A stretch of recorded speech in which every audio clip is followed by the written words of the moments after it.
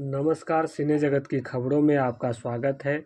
जितिया पर्व के शुभकामनाओं के साथ जय हो मैया थावे वाली का फर्स्ट लुक आज लॉन्च किया गया।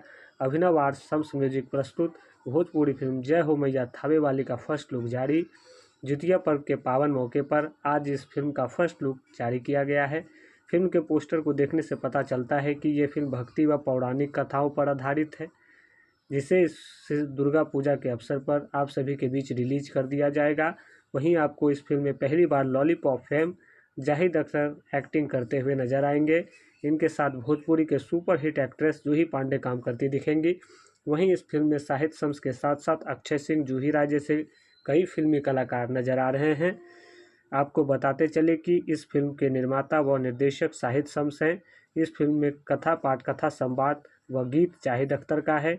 सह निर्माता अक्षय सिंह, सह निर्देशक अखिलेश सिंह। इस फिल्म में संगीत सूरज जी, पवन यादव का है। छायांकन रोहित राज, एडिटिंग प्रतीक यदुवंशी। इस फिल्म के पीआरओ सुमन सौरभ हैं। इस फिल्म के केंद्रीय भूमिका में शाहिद शम्स, जाहिद अख्तर, जूही पांडे, अक्षय सिंह, जूही राय, अरविंद सिंह, पूजा प्रिया, राजेश सिंह, धन्नू व अन्य कलाकार नजर आएंगे। धन्यवाद।